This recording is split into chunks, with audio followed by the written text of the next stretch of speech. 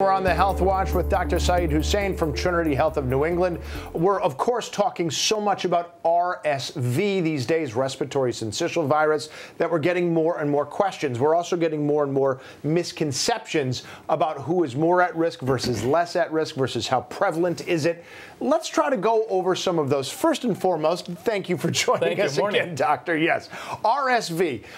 Let's talk about the risk groups, too. I know we have said before, very young children tend to be the most at risk. They're not the only group that's at risk. I want to talk about that and also who is relatively not at risk. Sure, absolutely. So this is a common respiratory virus, Tim. Yes. The reason why we're seeing a spike in cases compared to the previous years is because of all the unprecedented public health measures that were in place. Now, children under the age of 5 are at risk of developing more, severe manifestations. Not all of them, though. A majority will not.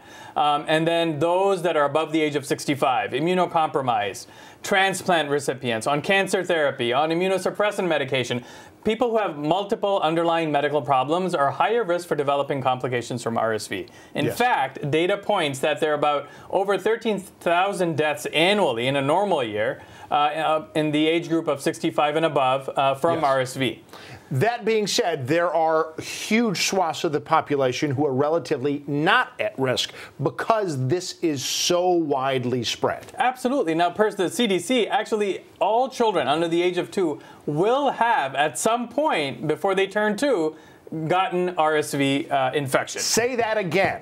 Say it again, please. I want people to hear it. So it's a very common respiratory virus, and they would have gotten infection. Yeah. The reason why we see a spike now is because the passive immunity that usually builds up over the last couple of years has really not taken place because of the public health measures that were in place. Right. And babies will have some passive immunity from the mother that would get carried on. But again, the mother was also taking precautions over the last couple of years because of COVID-19. Yeah, and we did. We're getting a lot of questions, a lot of concerns about how a 6-month-old baby is being affected by something that essentially happened 2 years ago, passive immunity, like you were talking about. Same sort of thing with the flu, expecting why we're probably going to see more and more cases than we normally would here, too.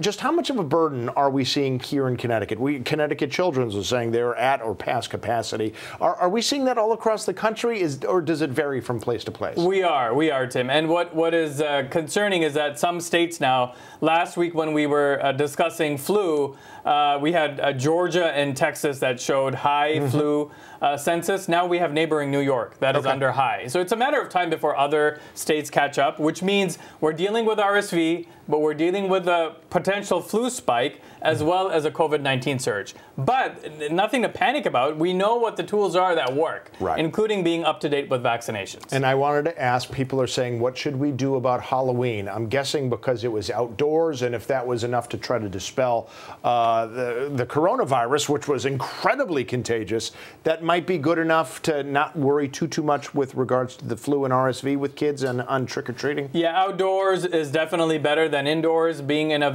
more properly ventilated space. If you feel sick, don't trick-or-treat. Stay home.